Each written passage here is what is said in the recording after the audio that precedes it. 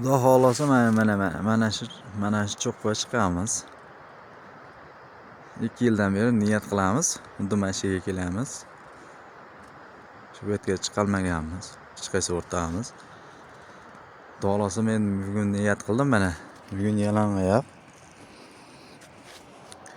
Mana ancha bor. Mana shu cho'qqiga chiqishga harakat qilib ko'raman. Xudo xohlasa chiqaman. Bugun niyat qilib qo'ydim. Mana shu cho'qqiga chiqib baqiraman deb. Xudo xohlasa mana boshladik yo'limizni. Mana men o'zi pastlikdan ko'ra ancha tevaga chiqib qo'ydim. Tem bo'yli yalang oyoqdamiz. Oyog'imizda patinka yoki shippak yo'q. Tapchikalarimiz yo'q. Xudo xohlasa mana shunga pastliklar bor. Cho'qqiga yetmasdan pastliklarimiz bor. Xudo xohlasa Alloh nasib qilsa oyog'imiz dosh berib tursa yalang oyoq chiqishga niyat qilib qo'ydim. Mana o'zidan ko'rib turibsizlar, hamma yoq tosh. Mana oyoqni kesamiz deb turibdi.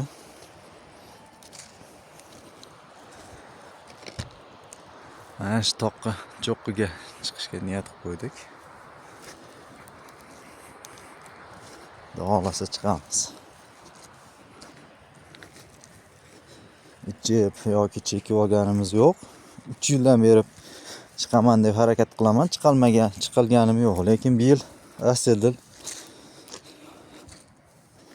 tem bo'yli shippak yo'q yoki tapchika yo'q. Yalang oyoq chiqaman deb turibman.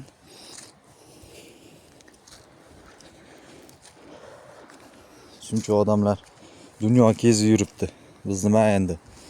Yalang oyoq chiqolmay qolamizmi? Kechkada bo'lsa ham chiqib tushaman.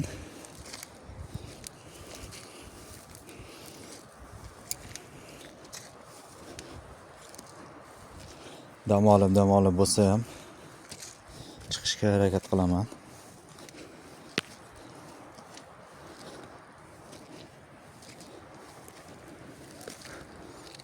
Yerga chiqqani taqiqlangan yo'qdir. Men bilganim yo'q, lekin mana bunaqa pastliklarga chiqib tushib yuramiz. Lekin men chiqishga harakat qilaman.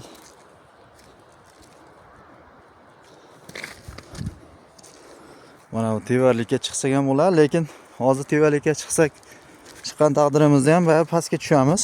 Shuning uchun sal osonroq yo'l tanlaymiz. Men o'tgan safar ana shu tevalikka chiqib pastlikka qaytib tushgani bo'lmagani uchun chiqolmaganman. Lekin men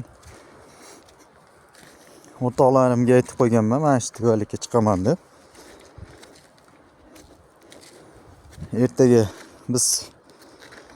ketamiz, lekin ertaga ketguncha bo'lsa ham chiqib tushaman. Kechqurun bo'lsa ham. Ja tez bo'lmasa hamki sekin chiqib tushamiz. Mana bu yerdan sel yog'sa mana bu yerdan tushadi ekan. Mana